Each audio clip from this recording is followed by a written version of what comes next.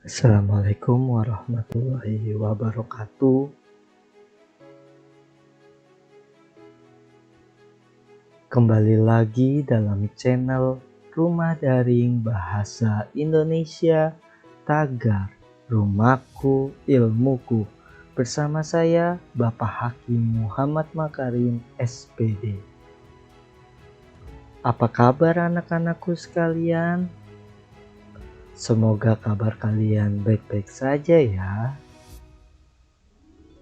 Sebelum kita memulai pembelajaran pada hari ini, alangkah terlebih dahulu kita berdoa menurut agama dan kepercayaan masing-masing.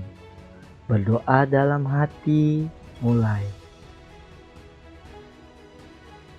Berdoa selesai, baik anak-anakku, kita mulai pembelajaran ini dengan mengucapkan basmalah.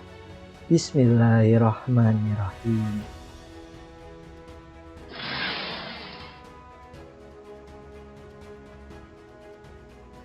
Baik anak-anakku, pada pertemuan hari ini kita masih membahas teks eksposisi. Submateri teks eksposisi pertemuan yang keempat, Bapak akan menjelaskan tentang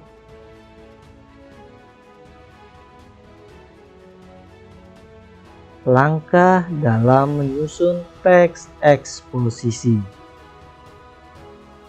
Untuk submateri teks eksposisi pertemuan keempat, Bapak akan menjelaskan bagaimana cara atau langkah menyusun teks eksposisi. Simak baik-baik ya nak.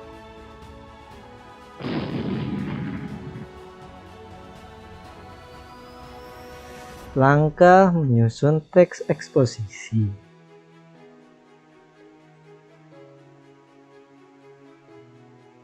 Pertama, menentukan topik atau tema.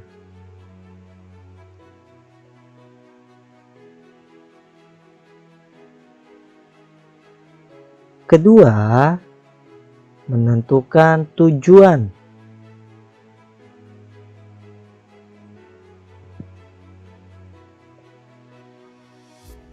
Ketiga, memilih data yang sesuai dengan tema atau topik.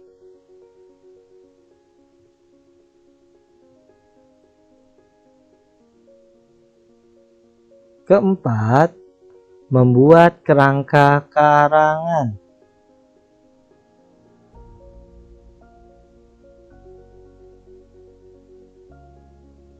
Kelima, pembahasan berdasarkan kerangka karangan. Dan yang keenam, membuat kesimpulan. Jadi, ada 6 langkah menyusun teks eksposisi ya nak. Yang pertama itu menentukan topik atau tema. Kedua, menentukan tujuan. Ketiga, memilih data yang sesuai dengan tema atau topik. Yang keempat, membuat kerangka karangan. Kelima, pembahasan berdasarkan kerangka karangan. Keenam, membuat kesimpulan.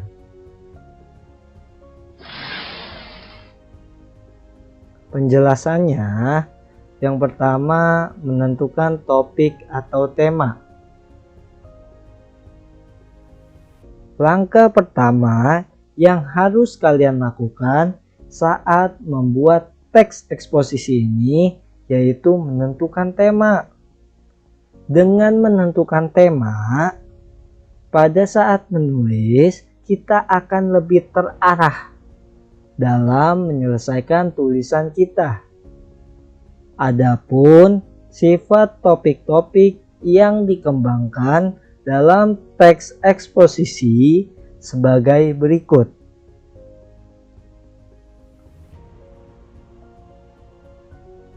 Yang pertama, data faktual, yaitu kondisi yang benar-benar terjadi dan bisa bersifat historis tentang bagaimana suatu alat bekerja, bagaimana suatu peristiwa terjadi, dan sebagainya.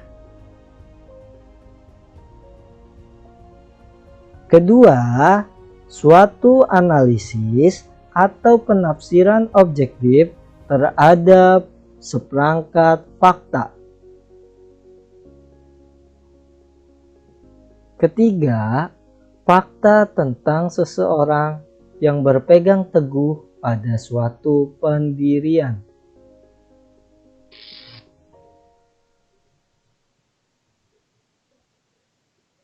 Yang kedua, menentukan tujuan. Setelah menentukan topik atau tema yang akan dipaparkan, kita harus memiliki tujuan yang nantinya akan memberikan penjelasan dan pemahaman kepada pembaca apa yang kita tulis.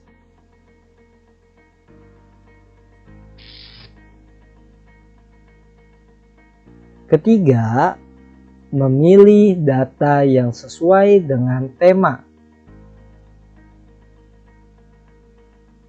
Setelah kalian menentukan tema dan tujuan penulisan, langkah selanjutnya yang harus dilakukan adalah mengumpulkan data atau bahan yang diperlukan dalam penulisan teks eksposisi. Bahan dapat diperoleh dari buku, majalah, pencarian di internet, surat kabar, maupun wawancara langsung.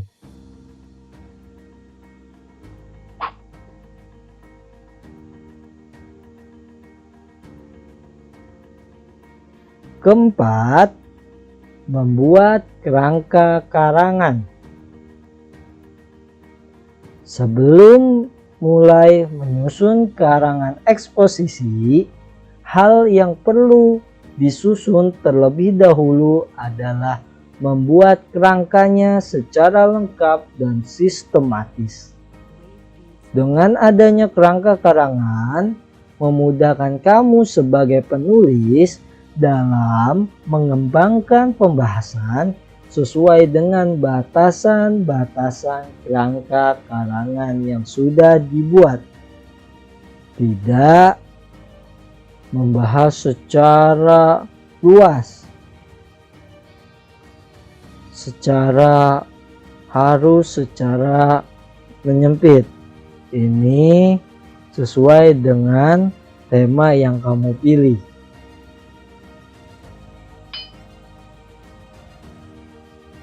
Selanjutnya, yang kelima, pembahasan berdasarkan kerangka karangan.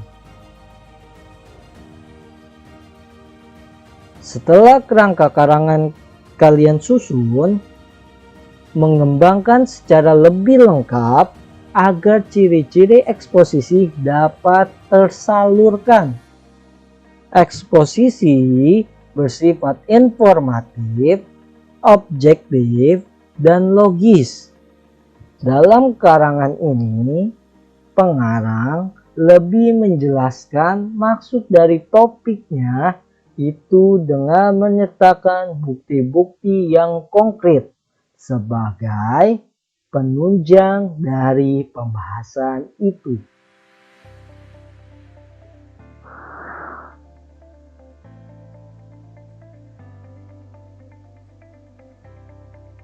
Dan yang keenam, membuat kesimpulan. Sesuai dengan tujuan menuliskan sebuah karangan eksposisi, kesimpulan harus sejalan, bahkan harus memperkuat tesis atau pendapat penulis tentang suatu hal yang dianalisis.